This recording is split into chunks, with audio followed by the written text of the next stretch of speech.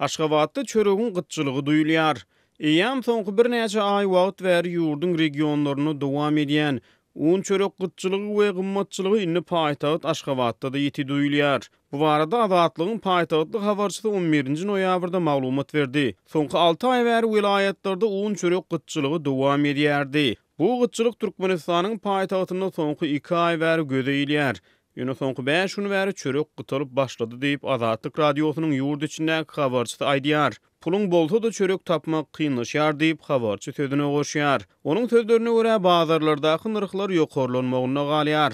Habarçy çöregiň Aşgabatyň dükanlarynaky bahasynyň bir ay mundan ozal 1 manada deň bolanlygyny, ýöne häzirki wagtda onuň birden 5 esse gymmatlandygyny aýdýar. Şu wagt bir çöregiň bahasy 5 manat diýip habarçy belleýär. 10-njy noýabrda Azatlygyň Aşgabatdan habarlaşan beýleki bir habarçysy paýtagtyň esasy bazarlaryna aýlandy. Mir bazarını Gülistan eýleýän Rus bazaryny, Teke bazaryny hökümetden ruhsat alyp tamdyr çöregini satýan adamlaryň birinciden satyp çykarýan çörekleriniň görnüşi azaldy. İkinciden bahalar üzül kesil ýokarlygyny diýip Azatlygyň habarçysy aýtdy. Onuň sözlerine görä ozal 1 manatdan satylýan adaty çörekler häzir Aşgabatyň bazarlaryna 5 manat eşenli gymmatlady. Türkmenistan garaşsyzlyk ýyllarynyň iň agyr ykdysady krizislerinden birini başdan geçirýär. Soňky aýlarda ýurt içinden ýyly-ýylyna un-çörek ýetmeçiligi barada dürli habarlar gelip gowuşýar. Azatlyk radiosynyň Daşowdy vilayatynyň habarçysynyň 4-nji oktýabrda düşürüp, gizlenlik şertlerine uğradan videosyny vilayatdaky un we çörek satylýan döwlet dükanlarynyň biriniň öňündäki dören 104 adamlyk nowbat görkezilýär.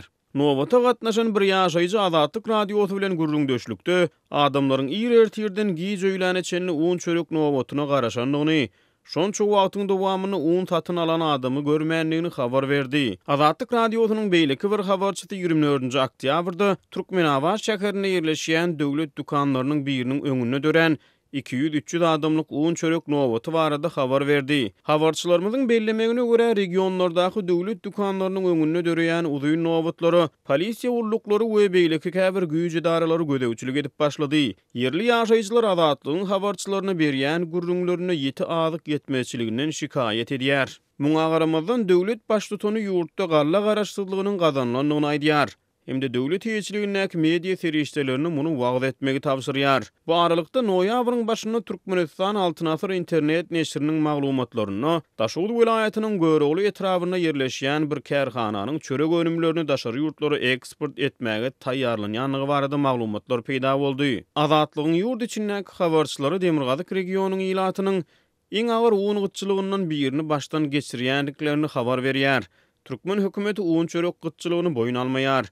Döwlet mediýasy çörek ýetmeçiligi barada maglumat bermeýär.